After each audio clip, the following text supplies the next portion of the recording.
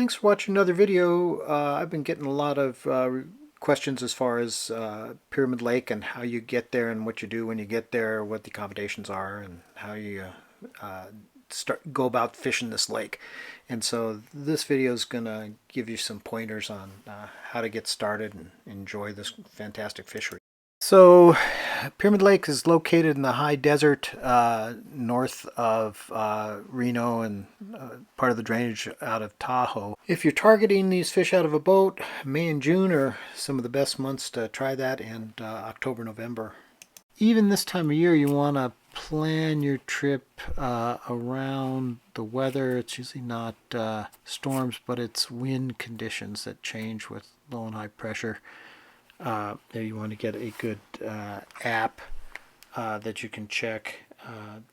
This is from the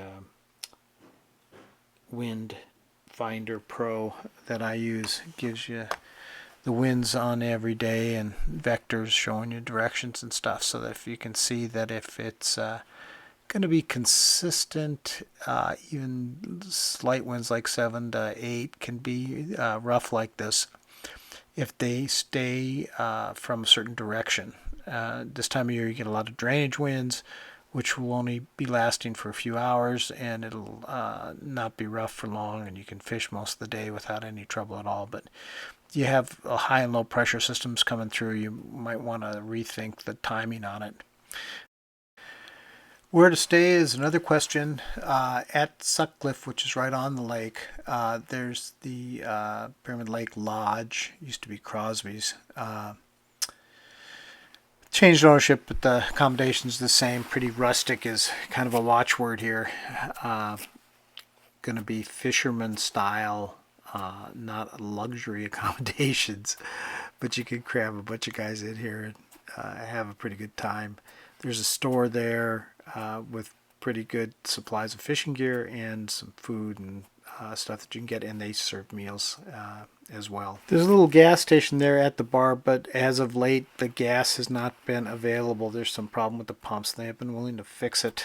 You can see here from the aerial map, it's kind of rows of trailers, and then they have the cabins, which are just motel rooms basically on the side. Other option is camping, which you can get a permit from the tribe.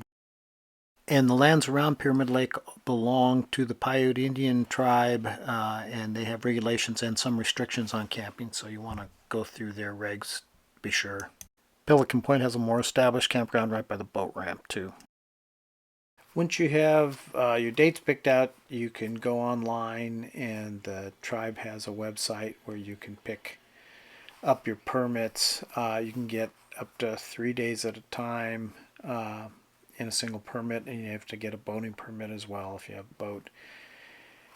And you can get a second rod, which is the same price as the first rod, but it is available. Sometimes it's necessary, especially the first couple days if you're just exploring. Tribal website's a little tricky. You just keep adding the permits that you want on your set, and then add a date that you want to be effective as, and then at the very end you hit accept, and they'll let you pay for them and make a copy to take with you. You'll need to show that if you get inspected.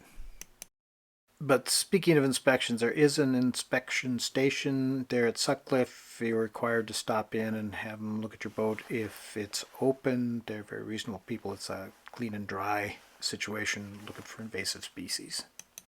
And basically the only boat ramp that's for any size boat at all is at Pelican Point. It's paved. They've got a couple docks that they move up and down, and 3 slots basically where you can launch, so you got to be careful if it's busy. You want to be prepared and get in and out of the water quickly. Where possible, they like you to get in the boat and drive it away from the dock, and then let the person who's driving your vehicle come back down, and you pick them up later at the dock. And then when you go to takeouts, the reverse order, you let your guy out to go get the trailer down to the dock and let the other people get in. Anytime there's a south wind, it really makes it a lot harder to get onto the dock, but if you give everybody a chance and keep those lanes open, it really helps out. Also good to have a marine band radio out here. Cell phones don't always work, and channel 16 is monitored. That's your best chance for getting some help if you need it out here. Now we can get to the fishing, the good part. So this is a catch and release lake for these Lahontan cutthroat trout. You're allowed to keep 2. There's a slot limit with this. You can have 2 fish, only one of which can be over 24. The others have to be within 17 to 20 inches. Make sure you look over the regs real closely. Barbless hooks, you can crimp the barbs off, but they can't hold on to any cotton if they have a cotton swab put against them. And because you want to release these fish, there's no baits allowed, there's no scents allowed on any of this. Ideally, if you get a fish and you can release it at the side of the boat, that would be the best survivability.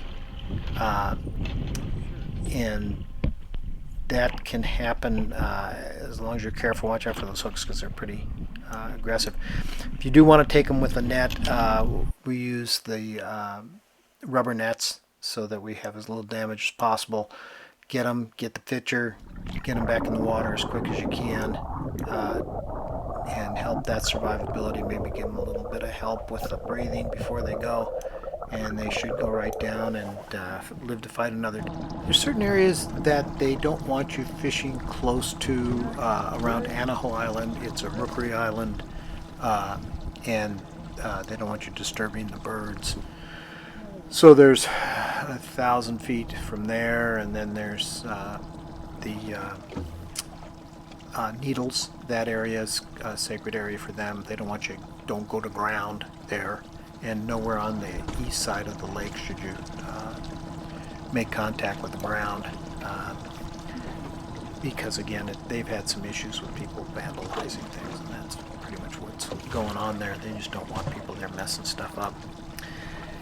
So respect the tribe. They're doing a great job with this fishery, and they're allowing us on their lands to take advantage of it, which is fantastic, and they've been really good stewards of it. So we can help them out too, and enjoy the fishery and be gentle on these fish as much as you can. Try not to go much deeper than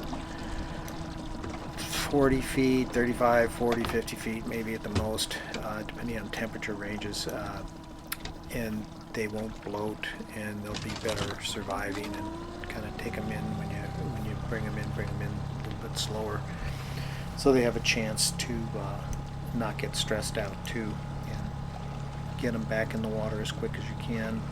If you're going to release them, you're allowed to keep those 2 fish, but if you're going to take a fish and take a picture and release it, there'll be a lot of these this time of year that you're catching quite a few fish, so you want to make sure that you have a good survivability rate, so we can keep this world-class fishery going. Well, thanks for watching another video. Hope this helped you in your planning for your next trip to Pyramid Lake. Hope to see you out there. We're on channel 18 usually, Skiprgus.